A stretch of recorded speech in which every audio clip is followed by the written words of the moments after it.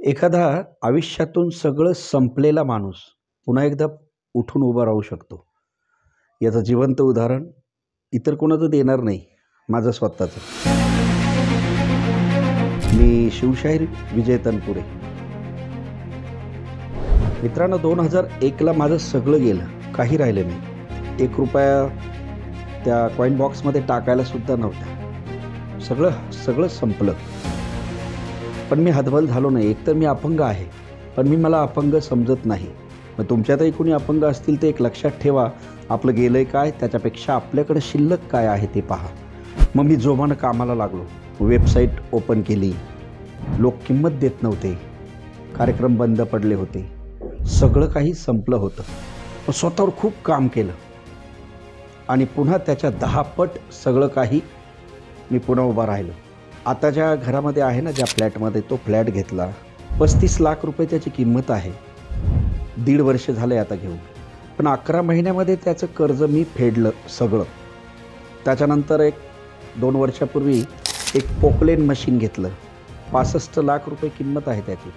आमच्या सोनूबरोबर पार्टनरशिप करून तेही चालू आहे. त्याचा हप्ता 1,65,000 दर महिन्याला गेली 27 महिने न चुकता चालू आहे. त्यानंतर मुलीच्या लग्नानंतर पुन्हा मी गाडी बदलली आणि ती गाडी स्वतःही चालवतो.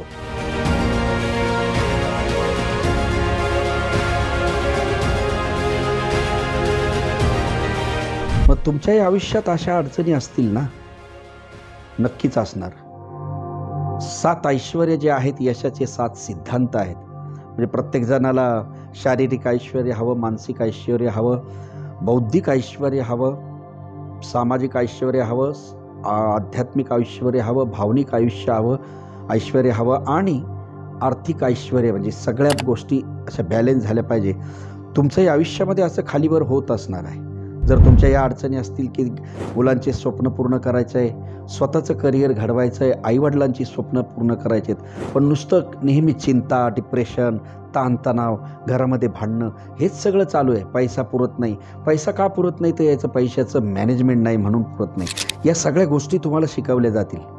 त्याच्यासाठी मी एक मस्त कोर्स तयार केला. पण आपण अगोदर या खाली दिलेल्या लिंकवर क्लिक करायचं आणि झूम मीटिंगद्वारे माझ्याशी एक मीटिंग ठरवायची. तारीख वेळ तुम्ही ठरवा आणि मग मी ठरवणार की तुम्हाला मीटिंगला बोलवायचं की नाही. कारण ते प्रश्न उत्तर पाहून मी ठरवेल की तुम्ही पात्र आहेत की नाही.